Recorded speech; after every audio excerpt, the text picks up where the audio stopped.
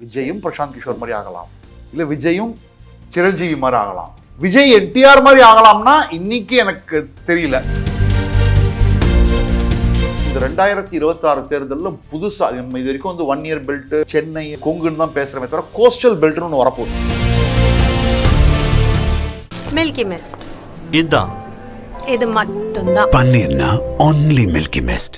ஏங்க 18 பேர் எம்எல்ஏக்கள் வந்து அவரை நம்பி வெளில வந்தவங்க எல்லாம் இது ரோட்ல இருக்காங்க, இல்லைன்னா அதிமுக போய் சேர்ந்துட்டாங்க, இல்ல அதிமுக போய் சேர்ந்துட்டாங்க. நீங்க திரும்ப டிடிவி அவர் 21 தொகுதி அது அவ்வளவுதான், அது தெரிஞ்சிருச்சு மக்களுக்கு, அது தெரிஞ்சிருச்சு.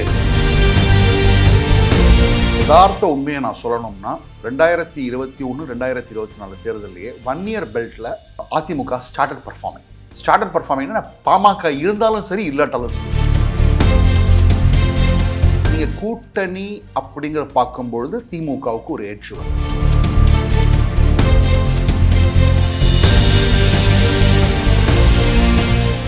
விஜய் வந்து ஆட்டத்தை கலைச்சாலும் எல்லார்கிட்டேருந்து ஓட்டை பிரிச்சாலும் அதுல வின்னிங் யாரா இருக்கிறதுக்கு வாய்ப்பு இருக்கு. ஸோ நீங்க கூட்டணி அப்படிங்கிற பார்க்கும்பொழுது திமுகவுக்கு ஒரு ஏற்று வருது. ஓகே, அதே சமயத்தில் ஆன்டி இன்கம்பன்சி அதிமுகவோட நரேட்டிவ் என்ன, அதிமுக என்ன வாக்குறுதிகள் கொடுக்க போறாங்க. ஏன்னா இங்க வந்து 2 பேருக்குமே வந்து உங்களுக்கு பார்த்தீங்கன்னா திமுக ஒரு அதிமுகன்னு பார்த்தீங்கன்னாலே ட்ரெடிஷ்னலி நம்மளுக்கு வரலாறு என்ன சொல்லுதுன்னா திமுக ஆட்சியில் இருந்தபோது திரும்பி அவங்க ஆட்சிக்கு வந்தது கிடையாது. இது ஒரு பக்கம் உண்மை இருக்கு. இன்னொரு பக்கம் என்னன்னா ஹெவிலி ஓட்டிங் வந்து வாக்குறுதிகளை வச்சிருக்கு. அதாவது அந்த வாக்குறுதிகள் தான் இம்பார்ட்டன்ட், தேர்தல் மேனிஃபெஸ்டோ தான் இம்பார்ட்டன்ட். 2006 கலைஞர் சிதம்பரம்லாம் சொல்லுவாங்க எங்களுடைய தேர்தல் வாக்குறுதி தான் கதாநாயகனே அப்படின்னு. ஸோ அப்படிங்கிற பட்சத்தில் 2026 எப்பேற்பட்டமான எந்த விதமான வாக்குறுதிகளை அதிமுக கொடுக்க போறாங்க, திமுகவோட டெலிவரி வெர்சஸ் அதிமுகவோட ப்ராமிஸ், இதுதான் எலெக்ஷனை பாய்ஸ் பண்ணும், அதுதான் முடிவு பண்ணும் யார் முடிவு. அதுக்கு தவிர கேண்டிடேட்ஸ் இன்னொன்று அலைன்ஸ் பாயிண்ட்டுக்கு நம்ம வருவோம். இது வந்து இன்டாக்டா இருக்கு அப்படியே திமுகவுடைய கூட்டணி. அதே அதிமுகவுக்கு இன்னும் தேமுதிக பாமக இன்னும் வரல. இப்போ இந்த பாமக விவகாரமும் இன்னைக்கு நீங்க பார்த்துருப்பீங்க, தேர்தல் ஆணையமே சொல்லிட்டாங்க சின்னமே வந்து முடக்கி வைக்கப்படக்கூடிய சூழ்நிலை இருக்கும் அப்படின்ட்டாங்க. அப்போ பாமகவோட இது எப்படி போகும்? அன்புமணி ராமதாசன் 2 பேர் பிரிஞ்சா அது யார் பக்கம் போறதுக்கு இருக்கு? அதாவது ஒரு யதார்த்த உண்மையை நான் சொல்லணும்னா 2021 2024 தேர்தலையே 1 இயர் பெல்ட்ல அதிமுக ஸ்டார்டட் பர்ஃபார்மிங் பாமக இருந்தாலும் சரி இல்லாட்டாலும் சரி ஒரு கன்சாலிடேஷன் ஆகுது. அந்த உள்ஒதுக்கீடு நல்லா கன்சாலிடேஷன் ஆகுது. அது தவிர இன்னும் 2-3 கன்சாலிடேஷன் ஆகுது, அதெல்லாம் நான் கேமரா கழுத்தாப்புறம் நல்லா சொல்ல முடியாது. ஸோ பாமக ஏன்னா எதுக்கு நான் இப்படி சொல்றேன் அப்படின்னா பாமக நிற்கும் பொழுதே இப்போ காஞ்சிபுரம் மாவட்டத்தில் சில இடங்கள்லாம் 37%, 33%, 35%லாம் அதிமுக தனியாக வாங்கியிருக்காங்க காஞ்சிபுரத்தில். அதுக்கப்புறம் பார்த்தீங்கன்னா இப்போ வந்து கிருஷ்ணகிரின்னு பார்த்தீங்கன்னா அதுவும் தனியாக நிற்கும் போதே 28%. இதெல்லாம் நான் அசம்பிளி தொகுதிகள் சொல்கிறேன். பார்லிமெண்ட் எலெக்ஷனில் 29%. திருவண்ணாமலையில் பார்த்தீங்கன்னா 27, 29. அதுக்கப்புறம் நீங்கள் ஆரணி எடுத்துக்கிட்டீங்கன்னா 29, 34, 25. விழுப்புரம் எல்லாமே 30க்கு மேலே தான், 30, 32, 35, 40. இது எந்த தேர்தலுக்கு? 2024 பாராளுமன்ற தேர்தல். இப்போ நீங்கள் திருக்கோயிலூர் மாதிரியான இடத்துல பார்த்தீங்கன்னா அதிமுக 40, திமுக 39, சிதம்பரம் அது மாதிரி. ஸோ 1 இயர் ஓட்டுங்கிறது எனக்கு தெரிஞ்சு அன்புமணி ராமதாஸ் இங்கே தான் வருவார், அதிமுக கிட்ட தான் வருவார். பெரியவரை பற்றி நமக்கு தெரியாது. என்ன பொறுத்த மட்டும் நான் நினைக்கிறேன், என்னோட கால்குலேஷன் இது கரெக்டாக இருக்கலாம் தப்பாக இருக்கலாம், அவர் வந்து கட்சியினுடைய தொண்டர்கள் யார் பக்கம் இருக்காங்கன்னா அன்புமணி பக்கம் தான் இருக்காங்க. நம்பர் 2 தேமுதிகவும் மோஸ்ட் ப்ராபப்லி அதிமுக பக்கம் தான் வருவாங்க. உண்மையை நான் இன்னைக்கு சொல்கிறேங்க, தேமுதிக தனியாக நிற்கும் போது 2,06,000 ஓட்டு வாங்கினாங்க. நான் தனியாக எடுத்து கால்குலேட் பண்ணேன் 60 இடத்துல 2021. தேமுதிகவுக்கு நீங்கள் பார்த்தீங்கன்னா எவ்ரி அசம்பிளி தொகுதியில் 1000, 2000, 3000 ஓட்டு இருக்கு. அது ஆக்சுவலாக அவங்களுடைய தொண்டர்களோட ஓட்டு நான் நினைக்கிறேன். அவங்க கேடர்ஸ் ஃபேமிலி. ஓகே, அப்படிங்கிற பட்சத்தில் DMDK very important. Linguistic minority votes கொண்டு வருவாங்க. 1 இயர் பெல்ட்ல அந்த கன்சாலிடேஷன், பேக்வேர்ட் கம்யூனிட்டி கன்சாலிடேஷனுக்கு ரொம்ப ரொம்ப யூஸ் ஆகும்.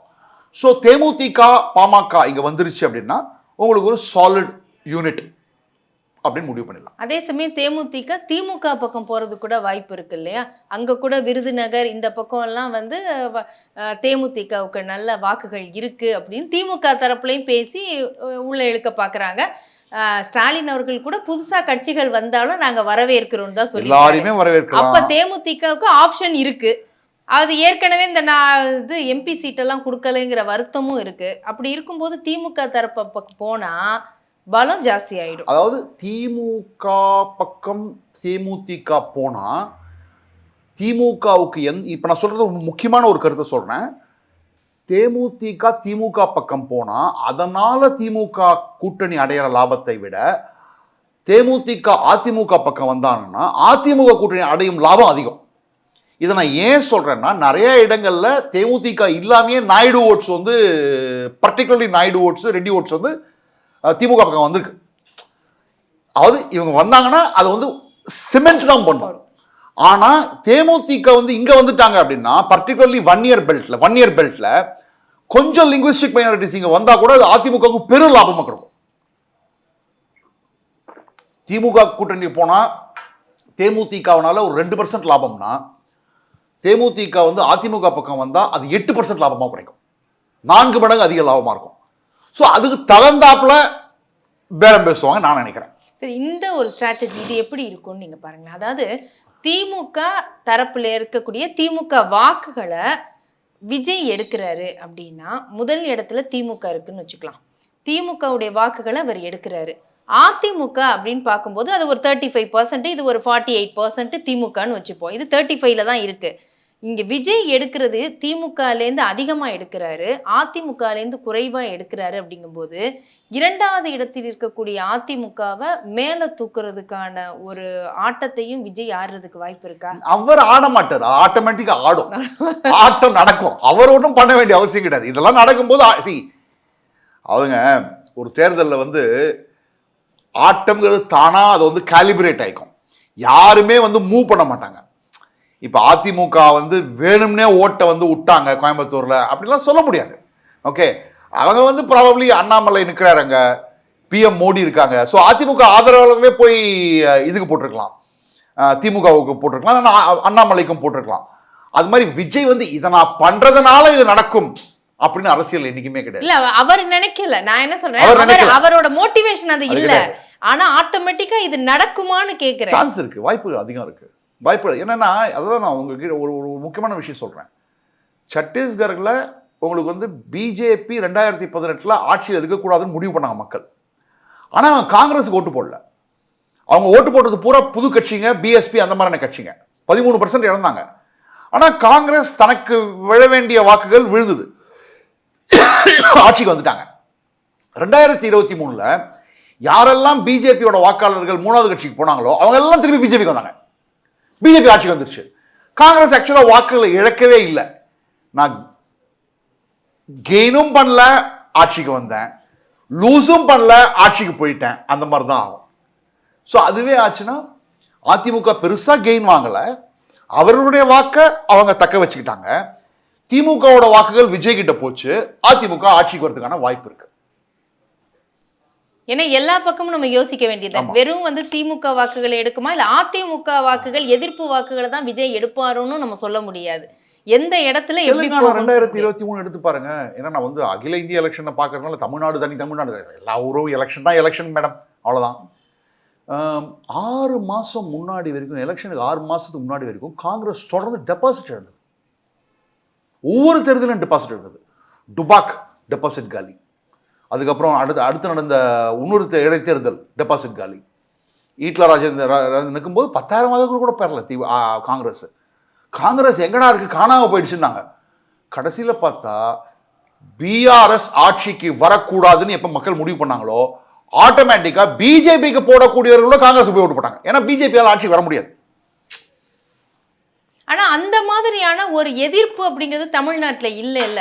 இவர் வரக்கூடாது அப்படிங்கிற மாதிரி பிஆர்எஸ் எப்படி வரக்கூடாதுன்னு இருந்ததோ ஆட்டோமேட்டிக்கா வர்றாங்க. 5 கேரண்டியோட காங்கிரஸ் 2 மாசத்துக்கு முன்னாடி வரைக்கும் அக்டோபர் மாசம், நவம்பர் மாசம் எலெக்ஷன். அக்டோபர் மாதம் முதல் வாரம் என்கிட்ட கேட்டிருந்தீங்கன்னா கூட நான் சொல்லியிருப்பேன் பிஆர்எஸ் தான் திரும்பி ஆட்சிக்கு வருதுன்னு. ஆனால் அக்டோபர் 3வது வாரம் என்ன நீங்கள் கேட்டிங்கன்னா, ஓ காங்கிரஸுக்கு வாய்ப்பு இருக்குல்ல, இவ்வளோ கோபம் இருக்க, எலெக்ஷனுக்கு ஒரு வாரத்துக்கு முன்னாடி நானே என்னோட கருத்து கணிப்பில் வந்து நான் தனியாக வெளியிடல, நான் இன்னொரு அந்த ஏஜென்சியோட நான் கோஆர்டினேட் பண்ணிட்டு இருந்தேன். அப்போ அவங்க தான் ரிலீஸ் பண்ணாங்க, நாங்களே கொடுத்தோம் 65 தொகுதி காங்கிரஸ் ஜெயிக்குதுன்னு. கோபம்ங்கிறது வந்து தேர்தல் கிட்ட வர வர வர வர தான் அது ஆரம்பிக்கும். இன்னைக்கு போய் கேட்டிங்கன்னா மழை தண்ணி நிற்குது அப்படின்னா பரவாயில்ல சார்மா, அது வந்து அப்படியே போக போக போக போக தான் தெரியும். அதாவது அதனால் இப்போ வந்து நீங்கள் வந்து இன்னைக்கு நம்ம வச்சுக்கிட்டு எதுவும் பேச முடியாது. விஜயும் பிரசாந்த் கிஷோர் மாதிரி ஆகலாம், இல்லை விஜயும் சிரஞ்சீவி மாதிரி ஆகலாம், விஜய் என்டிஆர் மாதிரி ஆகலாம்னா இன்னைக்கு எனக்கு தெரியல. சரி, அதுல முக்கியமா நம்ம இந்த மட்டும் டிஸ்கஸ் பண்ணலாம். வெஸ்ட் சவுத், அதாவது மேற்கும் தெற்கும். இந்த இடத்துல வந்து ஸ்டாலின் அவர்கள் சொல்லும்போது மேற்கு மண்டலத்தில் இருந்து தான் அதிமுகவுடைய தோல்வி ஆரம்பமாகிறதுங்கிறார். இபிஎஸ் சொல்லும்போது கோபியில வெற்றி விழா இருக்கும் அப்படின்னு அவர் சொல்றாரு. அப்ப இந்த மேற்குல எப்படிப்பட்ட தொகுதி டு தொகுதி போட்டேனே மேடம். என்னோட வந்து எனக்கு தெரிஞ்சு ஈரோடோட நிறுத்திருக்கேன் நான், அதுக்கப்புறம் போடுவேன், கொஞ்ச நாள் கழிச்சு போடுவேன். இப்ப இது சட்டப்பேரவைக்கு போட்டீங்களா? ஆமா, ஈரோடு ஈஸ்ட் வெஸ்ட் வரைக்கும் போட்டிருக்கேன். சரி, என்ன உங்களுக்கு தெரிஞ்சது? ரைட், அதாவது அதிமுக எங்கேருந்து முழிச்சுக்கிறாங்க அப்படின்னா ஸ்ரீபெரும்புதூர் தான் முழிச்சுக்கிறாங்க. அவங்க ஸ்ரீபெரும்புதூர் வரைக்கும் அதிமுக காலி. ஆனா போக 1 இயர் பெல்ட் போக போக போக போக போக அதிமுக அதிமுக அதிமுக அதிமுகன்னு வருது. கொங்குல என்டர் பண்ணிட்டீங்கன்னா அதிமுக தான். ஸோ அதிமுகவினுடைய அசட் இந்த தேர்தலில் 1 இயர் பெல்ட், கொங்கு பெல்ட், இந்த ரெண்டுத்தையும் அவங்க பர்ஃபார்மன்ஸ், பீக் பர்ஃபார்மன்ஸ் பண்றாங்க. இதுதான் உண்மை. இப்போ செந்தில் பாலாஜி ஃபேக்டர் இருக்கிறார் இல்லையா, அது இப்போ நாடாளுமன்றத்திலையும் கூட நல்லா தான் அவங்க வந்து ஸ்கோர் பண்ணாங்க. அப்போ அதையும் நம்ம யோசிக்கணும். இன்னொன்று அண்ணாமலை, இப்போ அங்கே அண்ணாமலை அமைதியாக இருக்கிறாரு. இப்போ அண்ணாமலைக்குன்னு ஒரு ஃபேன்ஸ் கிளப் இருக்கு, ஓட் பேங்க் இருக்கு. இப்போ அவங்களோட இது எப்படி இருக்கும்? அப்போ திமுக பக்கம் போறதுக்கு வாய்ப்பு இருக்கா? கொங்கு பெல்ட்ல வந்து அவங்களுடைய ப்ரெஃபரன்ஸ் சீஃப் மினிஸ்டீரியல் கேண்டிடேட்டா எடப்பாடியார் வருவார் அப்படின்னு தெரியும் போது அந்த இடத்துல பிஜேபின்னு ஒரு ஸ்ட்ரக்சர் இருக்கு. ஏன்னா பிஜேபி இன்னைக்கு தனியாக 2014 எலெக்ஷன்லேயே வந்து சிபி ராதாகிருஷ்ணன் வந்து நல்ல ஓட்டு வாங்கினார், 34% ஓட்டு வாங்கினார், 33% ஓட்டு வாங்கினார். ஸோ அப்படிங்கிற போது எனக்கு தெரிஞ்ச வரைக்கும் அந்த இடத்துல வந்து முதலமைச்சர் சொல்ற அளவுக்கு வந்து பெரிய நஷ்டம் வந்து அதிமுக பாஜக கூட்டணிக்கு இருக்காது. அதே சமயத்தில் கொங்குல இருக்கக்கூடிய நகர்ப்புறம், ஏன்னா என்னால் வந்து இப்போ வந்து நான் ரிலீஸ் பண்ணல, அதனால சொல்லக்கூடாது, நான் பார்த்த டேட்டா சொல்ற அளவுக்கு கொங்குல கோயம்புத்தூர் நகர்ப்புறம் கொஞ்சம் விஜயும் தாக்கத்தை ஏற்படுத்துறாரு. அந்த அளவுக்கு இல்லை, சென்னை அளவுக்கு இல்லை, ஓரளவுக்கு தாக்கத்தை ஏற்படுத்துறாரு. அதனால எனக்கு தெரிஞ்சு கொங்கு அதிமுகவுக்கு கை கொடுக்கும்னு தான் நினைக்கிறேன். அப்ப விஜய் தாக்கத்தை ஏற்படுத்தினா எப்படி அதிமுகவுக்கு வரும்? இடையில அவர் திமுக இங்க கொஞ்சம் லெவல் கம்மியா தான் இருக்கு. அங்க வந்து உங்களுக்கு வந்து கொங்குல வந்து உங்களுக்கு வந்து மோஸ்ட்லி எங்கெங்க இருந்து டிஎம்கேவோட மைனாரிட்டி ஓட்டு இருக்கு இல்லைங்களா, அங்கேயும் மைனாரிட்டி ஓட்டு இருக்குல்ல, கோயம்புத்தூர் சவுத்லேயும் மைனாரிட்டி ஓட்டு இருக்குல்ல, கோயம்புத்தூர்லேயும் வந்து அந்த யங்ஸ்டர்ஸ் ஓட்ஸ் இருக்குல்ல, அது நாம் தமிழருக்கோ திமுகவுக்கோ போக வேண்டிய ஓட்டு தான் விஜய் கிட்ட போகுது. சரி, தெற்கு வந்து ஒரு புரியாத புதிர் மேடம். ஏன் அப்படின்னு சொல்றேன்னா, நாங்கள் வந்து இன்னும் கண்டக்ட் பண்ணலாங்க. கன்னியாகுமரியில் எந்த அளவுக்கு விஜயினுடைய தாக்கம் இருக்க போகுது, ஏன்னா கோஸ்டல் பெல்ட்னு ஒன்று பார்க்குறோம். அந்த கோஸ்டல்ல அவருக்கு வந்து தாக்கம் இருக்கு. விஜய்க்கு அதிகமாக இருக்கக்கூடிய தாக்கம் வந்து கோஸ்டல் பெல்ட். இன்ஃபேக்ட் இந்த 2026 தேர்தலில் புதுசாக நம்ம இது வரைக்கும் வந்து 1 இயர் பெல்ட்டு, சென்னையை வந்து கொங்குன்னு தான் பேசுகிறமே தவிர கோஸ்டல் பெல்ட்னு ஒன்று வரப்போகுது. ஓகே, ஸோ அப்படி பார்க்கும்பொழுது ராமநாதபுரம், கன்னியாகுமரி, தூத்துக்குடி இந்த மாவட்டங்களில் விஜயினுடைய தாக்கத்தை வச்சு தான் சொல்ல முடியும். ஏன்னா இப்போ பார்த்தீங்கன்னா கன்னியாகுமரி வந்து strong hold of DMK Congress. 6ல் 4 எப்போதும் கன்ஃபார்ம்டாக ஜெயிப்பாங்க. அந்த 4 வந்து அதிமுகவோ பிஜேபியோ ஒன்றுமே பண்ண முடியாது. பத்மநாபபுரம், கிள்ளியூர், கொளச்சல், இளவங்கோட ஒன்றுமே பண்ண முடியாது. அந்த இடத்துல எந்த அளவுக்கு விஜய் தாக்கத்தை ஏற்படுத்துறாரு, அதுதான் முக்கியம்.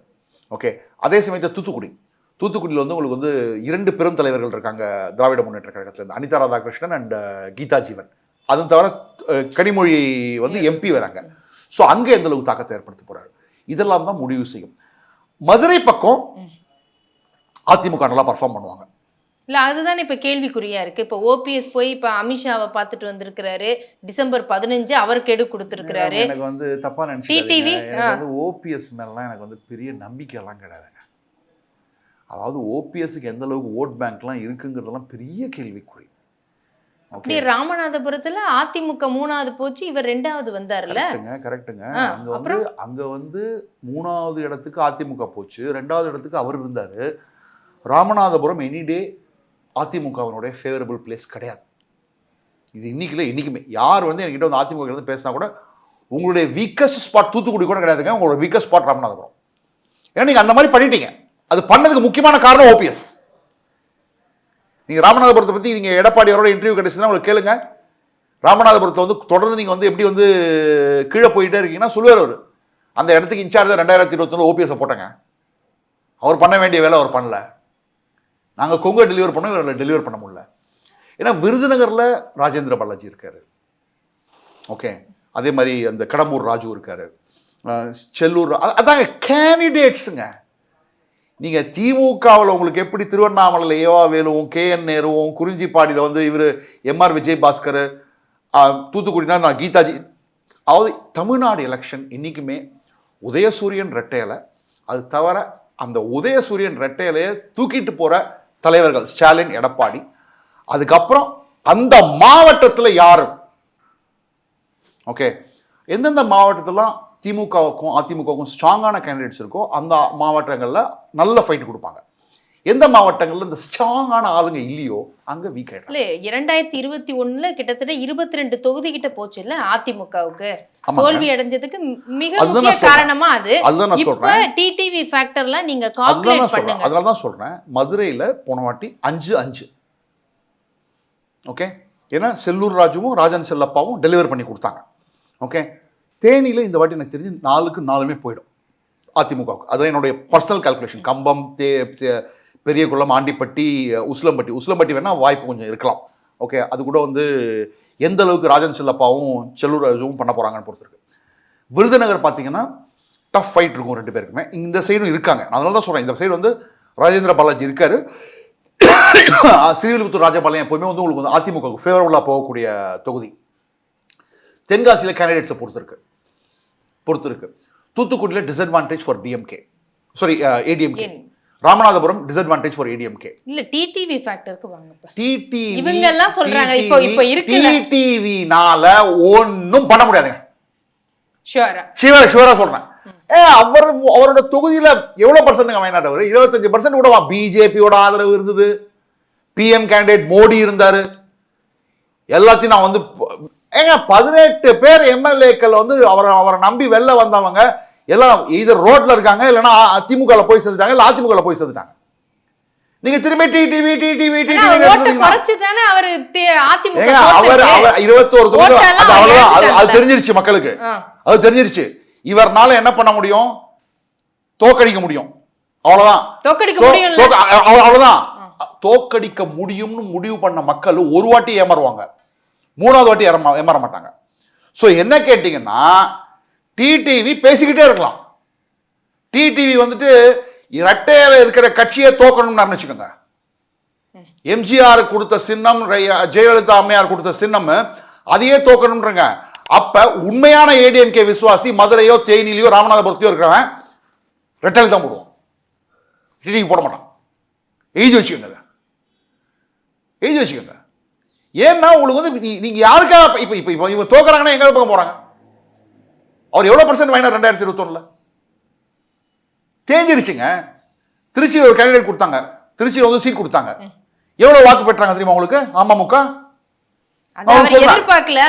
நான் உங்களுக்கு சொல்றேன், பாஜக தானே ஒண்ணுதான் நான் கேட்டேன், 2 கொடுத்தாங்க. 2 கொடுத்தாங்கல்ல. 2 கொடுத்ததுல என்ன வாங்கினீங்க? 11. ஸ்ரீரங்கத்தில் 11%, திருச்சி வெஸ்ட்ல 11%, திருச்சி ஈஸ்ட்ல 11%, திருவெரும்பூர்ல 7%, கந்தரவக்கோட்டையில் 6%, புதுக்கோட்டையில் 7%. இதான் பிஜேபியும் இருந்தும் முத்திரையர் சப்போர்ட் இருந்தும் அமமுக ஒரு ஃபேக்டர் கிடையாதுங்க. இப்ப அதிமுக இபிஎஸ் வேட்பாளரா, முதல்வர் வேட்பாளரா நிறுத்தும் போது அங்கதான் போகுங்கிறீங்க. அவங்களுக்கு வேறு, அதாவது 2024 என்ன வாங்கினாங்களோ அதுதான் வாங்குவாங்க. அங்க அதுலேருந்து யாரும் போக மாட்டாங்க. சரி, இப்ப நிறைவாக 2026 களம் இன்னும் புரியாத புதிர் தான், போக போக தான் தெரியுமா? கண்டிப்பாக புரியாத புதிர் தான். இந்த தேர்தல் 4 முனை போட்டி தான். ஒருத்தர் 10% கீழேங்கிறது கிளியர் கட்டாக தெரிஞ்சிருச்சு. சீமான் 10% கீழே தான் வாங்குவார். 10%க்கு இல்லையா? இப்ப மாநில கட்சியே 8% வாங்கியிருக்காருல்ல, இப்ப அதுல இருந்து குறைவாரா? குறைக்கிறதுக்கு வாய்ப்பு இருக்கு. 8% தான் வாங்குவார். ஓகே, விஜய் எனக்கு தெரிஞ்சு இன்றைக்கு இருக்கிற நிலைமையில 20% மேல வாங்குவார். போட்டி 30% மேல, 35%, 33 to 37 திமுகவா அதிமுகவா, ஆன்டி இன்கம்பன்சியா அல்லது அலையன்ஸ் அரித்மெட்டிக்கா, அதுதான் இந்த தேர்தலை நிர்ணயிக்கும். சரி, பொறுத்திருந்து பார்க்கலாம். ஆன்டி இன்கம்பன்சி கூட ஒரு 5% தான் வரும் இல்லையா? அது திமுக அதுதான் இன்ன வரைக்கும் அதுதான் அந்த வந்திருக்கு. 12% விஜய் ஆக்கிடுவாரா? பாப்போம். அவர் வாய்ஸ் கொடுக்கறதையும் அவருடைய செயல்பாடுகளும் அதுல உள்ளடக்கி இருக்கு. பொறுத்திருந்து பார்க்கலாம். நன்றி, நிறைய தகவல்களை பகிர்ந்திருக்கிறீங்க. வணக்கம். இதுவரை கருத்து கணிப்பாளர் திரு JVC ஸ்ரீராம் அவர்களுடன் பேசினோம். நன்றி, வணக்கம். மில்கி மிஸ்ட் இதான் இது மட்டும்தான். பன்னீர்னா only Milky Mist. மின்னம்பலம்.com தமிழின் முதல் மொபைல் பத்திரிகை.